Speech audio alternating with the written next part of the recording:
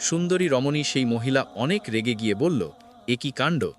আমি আপনার কাছে আসলাম বিচার চাইতে, আপনি বিচার না করে উল্টো আমাকেই বিবাহের প্রস্তাব দিচ্ছেন।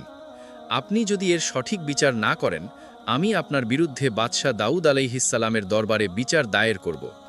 এই বলে সেই সুন্দরী রমণী মহিলা বাদশাহ দাউদ আলাইহিসসালামের প্রাসাদের দিকে আসতে লাগলেন। অন্যদিকে বিচারক 4 জন সাক্ষী জোগাড় করল, যে সাক্ষীরা এই মহিলার বিরুদ্ধে মিথ্যা সাক্ষী দিবে। এর বিনিময়ে বিচারক তাদেরকে কিছু অর্থ প্রদান করল। সুন্দরী মহিলা যখন দাউদ আলাইহিসসালামের প্রাসাদে উপস্থিত হলেন, দাউদ আলাইহিসসালামকে সমস্ত ঘটনা খুলে বললেন। সুন্দরী মহিলার মুখে এমন কথা শোনার পর দাউদ আলাইহিসসালাম অনেক রেগে গেলেন এবং সেনাবাহিনীকে হুকুম করলেন সেই বিচারপতিকে ধরে নিয়ে আসার জন্য। কিছুক্ষণের মধ্যেই সেনাবাহিনী সেই বিচারপতিকে নিয়ে আসলো। দাউদ আলাইহিসসালাম তাকে বললেন, এই মহিলা তোমার বিরুদ্ধে যে অভিযোগ নিয়ে এসেছে, সেই অভিযোগ কি সত্য? বিচারপতি তখন বলল, হে মহামান্য বাদশাহ, এই মহিলা সম্পূর্ণ মিথ্যা কথা বলছে। এই মহিলা প্রতিদিনই কুকুরের সঙ্গে জেনায় লিপ্ত হয়। গ্রামের অনেক লোকেই তাকে বিবাহের প্রস্তাব দিয়েছে, কিন্তু তার উপযুক্ত বয়স হওয়া সত্ত্বেও সে এখনও অবিবাহিত।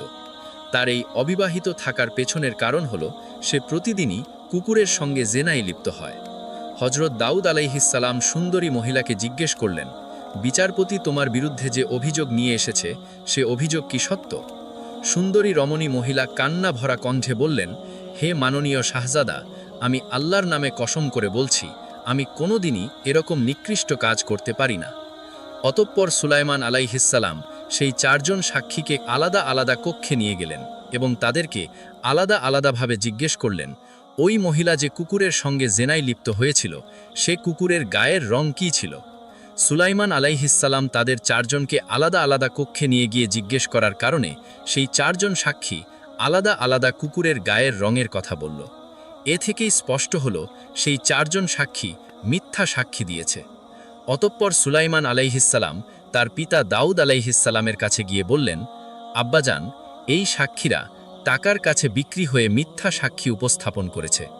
আমি এই 4 জনকে আলাদা আলাদাভাবে জিজ্ঞেস করার কারণে তারা আলাদা আলাদা রঙের কথা বলল। তারা যদি সত্যিই দেখত, তাহলে 4 জনেই একই কথা বলতো।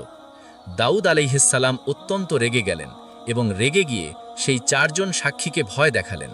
4 জন সাক্ষী ভয়ে কাঁপতে কাঁপতে স্বীকার করল যে বিচারপতি তাদেরকে টাকার লোভ দেখিয়ে মিথ্যা সাক্ষী দিতে বাধ্য করেছে। অতঃপর দাউদ আলাইহিসসালাম বিচারপতি এবং 4 জন সাক্ষীকে উপযুক্ত সাজা দিলেন। বনি ইসরাইল জাতিরা সুলাইমান আলাইহিসসালামের এই হিকমত সম্পর্কে আগে থেকেই অবগত ছিল। এজন্য